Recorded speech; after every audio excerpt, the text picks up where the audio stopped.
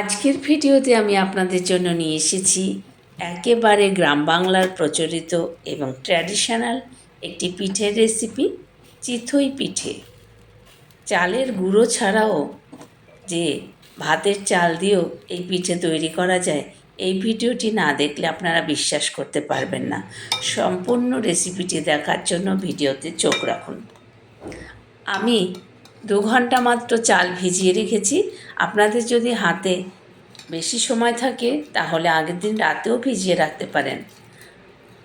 পরিষ্কার করে ধুয়েও নিয়েছি। এবার জলটা ফেলে দিয়ে একটি মিক্সার জারে একেবারে মিহি একটা পেস্ট করে নেব। আমি একটি জার নেব। দেখুন, মিক্সার জার নিয়েছি। এই জারের মধ্যে এবারে এই দেখুন, চাল খুব ভালোভাবে ভিজে গেছে।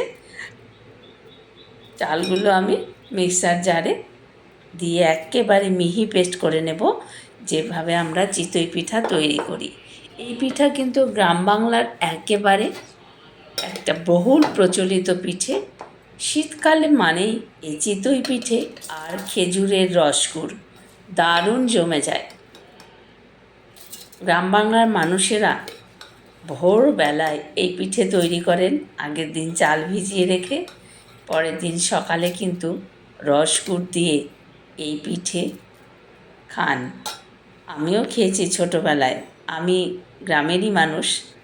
একটুখানি সামান্য জল দিয়ে দিলাম যাতে খুব ভালোভাবে পেস্ট হয়ে যায়। আমি কিন্তু ভাতের চালই নিয়েছি। আপনারা ইচ্ছে করলে আতপ চাল বা ভাতের চাল মিশিয়ে করতে পারেন। একেবারে পেস্ট করা হয়ে গেছে, দেখুন মিহি পেস্ট হয়ে গেছে। আমি 1 কাপ চাল ভিজিয়েছি। আপনারা কিন্তু আপনাদের পরিবারের সদস্য অনুযায়ী বা কম বেশি করে নেবেন।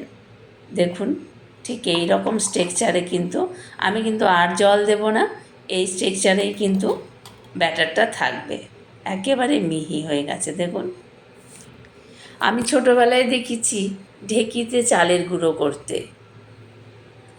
পৌষ সংক্রান্তি মানে মকর সংক্রান্তিতে এই পিঠে কিন্তু ভোর 4টের সময় উঠে স্নান করে তৈরি করেন। আমি এটাও দেখেছি গ্রাম বাংলায় আলপনা দেওয়া হয়, এই পিঠে তৈরি করা হয়, সাঁচের পিঠে বলে। মাটির সরাতে এই পিঠে তৈরি করা হয়। তবে আমি গ্যাসের ওভেনে কিভাবে করব সেটা আপনাদের আজকে দেখাবো। মাটির চুলো শহরে পাওয়া যায় না, এই কারণে আমরা গ্যাসের ওভেনে এই পিঠে করতে অভ্যস্ত। একটুখানি নুন দিয়ে দিলাম। নুন ছাড়া এই পিঠেটা ঠিক ভালো লাগবে না, আলুনি লাগবে। ভালো করে নুন মিশিয়ে নিচ্ছি। একেবারে সহজ এই পিঠে তৈরি করা। কড়াইতেও করা যায়। আমি একটা দেখুন ঢেকে রাখবো খানিকক্ষণ। বেকিং পাউডার কিন্তু আমি দেব না। বেকিং পাউডার ছাড়াই কিন্তু সুন্দর এই পিঠে তৈরি হয়ে যাবে। তেলও দেব না আমি, একেবারে অয়েল ফ্রি এই পিঠে। দেখুন, ভালো করে মিশিয়ে নিচ্ছি। নুন আমি 10 মিনিট মতো রেস্টে রেখেছিলাম। এর বেশি রাখার আর দরকার নেই। আমি আমার মাকে দেখি যখন তখন দেখেছিলাম, যখন তখন শিলে বেটেই জল দিয়ে গুলে সেই পিঠে তৈরি করে ফেলেছে কড়ার মধ্যে। তবে আমি সাঁজ নিয়েছি। দেখুন, সাঁজ আগে থেকে প্রিহিট করে রেখেছি। এবার একটু একটু করে হাতা দিয়ে দিয়ে দিচ্ছি। এত সহজ, খুব তাড়াতাড়ি হয়ে যায়। আমি কিন্তু কোনো তেল ব্রাশ করিনি, এমনিতেই কিন্তু উঠে যাবে এই সাঁজের মধ্যে। সাঁচি পিঠেও বলে অনেকে, সরা পিঠে বলে অনেকে, অনেক রকম নামে ডাকেন এই পিঠেকে। চিতই পিঠে নামেও অনেক বহুল প্রচলিত, তবে ইদানিংকালে চিতই পিঠে নামেই বেশি প্রচলিত। সরা পিঠেও বলতে শুনেছি। মকর সংক্রান্তির দিন কিন্তু এই পিঠে হবেই গ্রাম বাংলায়। এই পিঠে ছাড়া মকর সংক্রান্তি হবেই না।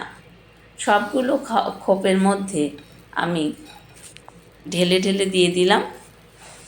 তারপর একটা ঢাকনা দিয়ে ঢেকে দেব। গ্যাসের ফ্লেম কিন্তু একেবারে লো হিটে রাখতে হবে, না হলে নিচ দিয়ে পুড়ে যাওয়ার সম্ভাবনা থাকবে। আমি কিন্তু ডাইরেক্ট বসিয়ে দিয়েছি, একটা ঢাকনা দিয়ে ঢেকে দিলাম 2-3 মিনিট মতো। 2-3 মিনিটেই কিন্তু এই পিঠে রেডি হয়ে যাবে। দেখুন, পিঠে কিন্তু অলরেডি রেডি হয়ে গেছে। আমি এবার তুলে দেখাচ্ছি আপনাদের। একেবারে একটুখানি জাস্ট এই দেখুন উঠে গেছে সব পিঠে। আমি একটি কাঁটা চামচ দিয়ে তুলে তুলে দিচ্ছি, উঠেই গেছে সব।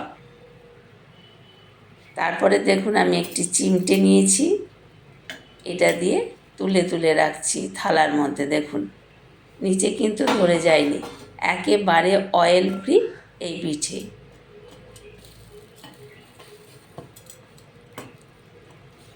ভীষণ সুন্দর, খেতেও নরম হয় তুলতুলে। ভাতের চাল দিয়ে করলে কিন্তু খুব নরম হয়, আর যদি আপনারা আতপ চাল দিয়ে করেন তাহলে একটু সেদ্ধ হবে, শক্ত হবে। ভাতের চাল দিয়ে করলে একেবারে তুলতুলে নরম হয়, কোনো অসুবিধাই হয় না। সবগুলো পিঠে আমি একই রকমভাবে তুলে নিয়েছি দেখুন। আর বাদ বাকি পিঠে যেইটুকু ব্যাটার রয়েছে বাকিগুলো করে নেব। দেখুন কত সুন্দর হয়েছে না দেখতে।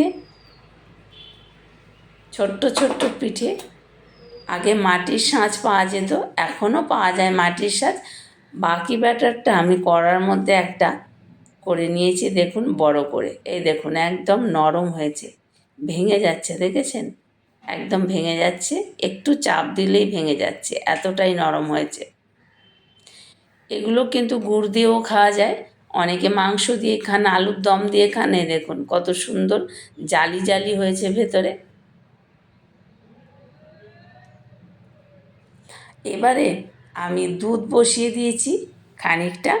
আমি 1 লিটার মতন দুধ বসিয়েছি। দেখুন আমি কড়ার মধ্যে একটা করেছি অফ ক্যামেরাতেই। এই দেখুন নরম হয়েছে কতখানি, একেবারে ভেঙে যাচ্ছে। আমি দুধ বসিয়ে দিয়েছি কড়ার মধ্যে, দিয়ে দিলাম একটু গুঁড়ো দুধ। এতে কি হবে, দুধটা ঘন হবে আর খেতেও কিন্তু ভীষণ ভালো হবে।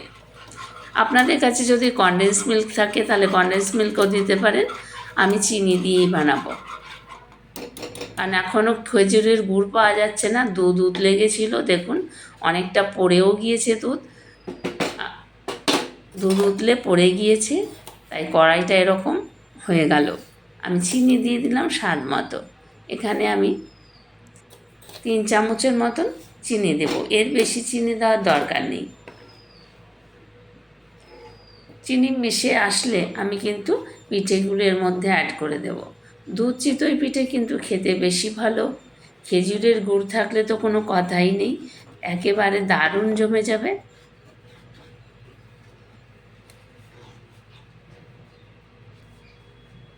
একটুখানি এলাচের গুঁড়ো দিয়ে দিলাম, আপনারা ইচ্ছে করলে গোটা এলাচ থেতো করেও দিতে পারেন।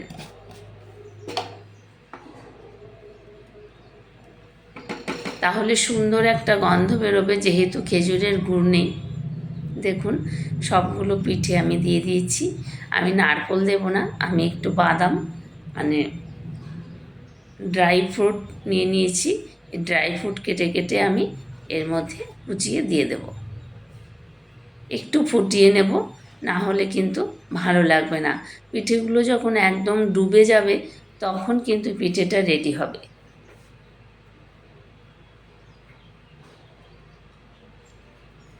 দুধ ছাড়া এই পিঠে ভালো লাগে না। দেখুন কত সুন্দর। এই বড় পিঠেটা আমি একটু ভেঙে ভেঙে দিয়ে দিলাম ছোট ছোট করে। এভাবে কড়াইতে করতেন আমার মায়েরা, দেখেছি, মানে মা ঠাকুমাদের এভাবে করতে দেখেছি। দেখতে কত সুন্দর লাগছে না? এটা যদি খেজুরের গুড়ের হতো আরও ব্রাইট হতো, আরও দেখতে আরও সুন্দর লাগতো। ফুটিয়ে নেব আমি, আর একটুখানি ড্রাই ফ্রুট দিয়ে দিলাম। ফুটিয়ে নেওয়া হয়ে গেছে, মিনিট 5 মতো আমি ফুটিয়ে নিয়েছি।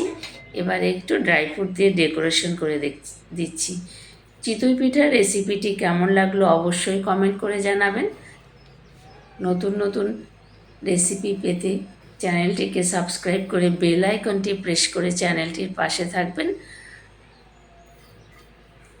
দেখুন কত সুন্দর লাগছে না চিতই পিঠা দেখতে? দেখতে যেমন, খেতেও কিন্তু অসাধারণ। আপনারাও বাড়িতে বানিয়ে নিন এই রকম সুন্দর করে চিতই পিঠে। শীত তো পড়েই গেছে, শীতকালে পিঠে পায়েস খেতে খুবই ভালো লাগে। চ্যানেলটিকে সাবস্ক্রাইব করে বেল আইকনটি প্রেস করে চ্যানেলটির পাশে থাকবেন। ধন্যবাদ সবাইকে, ভালো থাকবেন সকলে, লাইক শেয়ার করবেন।